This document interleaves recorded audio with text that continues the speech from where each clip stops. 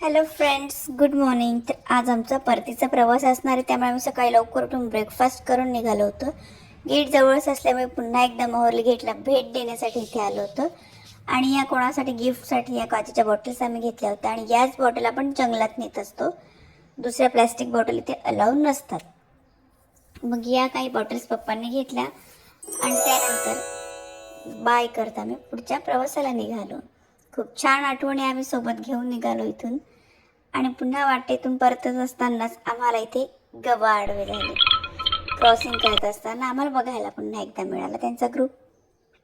ग्रीवा मावशीच्या गाडीतच होती, त्यामुळे तिकडनं आम्हाला ती हाय बाय करून दाखवत होती. आणि त्यानंतर पुन्हा आम्ही म्हटलं की नाही, इकडचा रस्ता हा खूप सरळ आहे.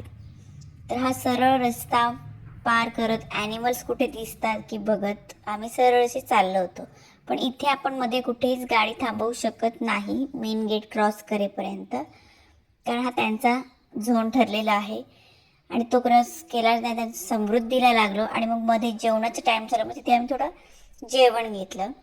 जेवण खूप पकाऊ होतं. समृद्धीला एकही हॉटेल चांगले नाही आहे तिथे, आणि कॉस्टली पण खूप देतात. आणि त्यानंतर आम्ही गाडीमध्ये दोघं पण खेळत, ग्रीवा आमच्यासोबत नव्हती, त्यामुळे आम्ही दोघं असे गेम खेळत निघालो. दादा बोर झाला होता इथे, त्याला व्हिडिओ काढलेला बिलकुल आवडत नाही. स्वराजने आणि मी अशी काही काही ॲक्टिव्हिटी बनवत बसलेलो. आणि आम्हाला दोघींना मावशीसोबतच पाहिजे होती, पण इथे पप्पांनी मावशीसोबत जाऊ दिलं नाही. आता आम्ही दोघी पण एकत्रच गाडीत बसलो. पुन्हा संध्याकाळी थोडा चहा घेतला, अंधार पडला होता थोडा, आणि परत एक एक बोगदा क्रॉस करत करत आम्ही आमच्या सिटीजवळ पोहोचलो. मावशीला पुढे मुंबईला जायचं होतं, त्यामुळे नंतर आम्ही सगळे एकाच गाडीत शिफ्ट झालो. थोडंसं अंतर होतं. आणि मग सगळे असे एकमेकांना भेटून 3-4 दिवस खूप एकत्र मजा मस्ती केली होती. मग निघताना जरा बाय करायला होत नव्हतं. दादासारखा रिटर्न येऊन भेटून जात होता आम्हाला.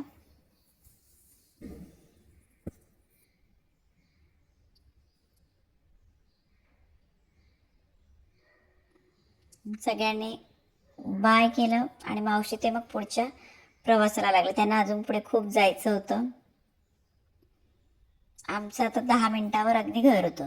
आणि देवाच्या आशीर्वादाने आमचा प्रवास खूप छान झाला. त्यामुळे देवाचे आभार. आणि मग पुन्हा मामा ते घरी गेले आणि आम्ही आमच्या घरी आलो. घरी आलो तर बघतो तर काय, हॉल पूर्ण म्हणजे सीलिंग पाडलेली होती, तिथले फर्निचर काढलेलं होतं. आणि फॉलमध्ये आल्यावर लाईटसुद्धा लावू शकत नव्हतो, कारण की तिथे वायर्स बोर्ड सगळे काढलेले होते. फॅन नाही, लाईट्स नाही, फर्निचर नाही, सगळं घर अस्ताव्यस्त होतं. कारण आम्ही मेस्त्रींकडे आम्ही चावी दिलेली होती, ते येऊन त्यांचं काम करत होते. आणि किचनमध्ये गेलं तर किचनमध्येही ट्रॉल्या नव्हत्या, किचनच्या ट्रॉल्याही काढल्या होत्या. म्हणजे आल्यानंतर सगळा मूडच गेलेला बघून. आणि सगळीकडे कामाचा ढीग पडलेला होता सगळ्या घरात. मग दुसऱ्या दिवशी मम्मीने हे बेड वगैरे लावून घेतलं एका बेडरूमचं. आमच्या स्कूलला जायची पण तयारी करायची होती, कारण आम्ही 2 दिवस स्कूल नव्हतं गेलेलं. मग इकडे आमच्या मम्मीने एकीकडे होमवर्क करून घेतला, आमची स्कूलची तयारी करून घेतली. असं मम्मीचाही सगळा दिवस बिझी होता. आलेल्या बॅग खाली करायच्या होत्या, खूप बिझी होत. आमच्या आत्याला मुलगी झाली, त्यामुळे आम्हाला तिकडेही बघायला जायचं होतं आत्याकडे. मग आम्ही स्कूलला जाऊन रिटर्न होणार होतो आणि आल्यानंतर आम्ही आत्याकडे जाणार होतो आत्याच्या बाबूला बघण्यासाठी. हे बघ सगळे आमचे बॅग वगैरे कसे पडलेत, असं सगळ्या घरात वस्तू. मग पप्पा आम्हाला स्कूलला सोडायला आले. नंतर गावावरून बाबा आप्पा ते आले होते घर बघायला, करायचं काम कुठपर्यंत आलंय ते. त्यानंतर मम्मीने त्यांच्यासाठी छान मटण भात बनवलेलं. आम्हाला स्कूलमधून येईपर्यंत मम्मीने सगळं आवरून ठेवलेलं. आम्ही स्कूलमधून एवढ्या घाईत आलो की आमच्या बॅग ह्या स्कूटीलाच राहिल्या होत्या. आणि त्यानंतर खाली उतरलो, चेंज करून बघतोय तर काय आमच्या बॅग या गाडीलाच. मग त्या आम्ही गाडीमध्ये ठेवून दिल्या. निघालंय आधीच आम्हाला खूप वेळ झालेला जायला आणि गाड्यांच्या मागे गाड्या. आमची गाडी निघायलाच चान्स नव्हता. तिकडनं कशी तरी गाडी काढली तर पुन्हा आम्ही इथे अटकलो ट्रॅफिकमध्ये. इथेही खूप सारी ट्रॅफिक झाली होती.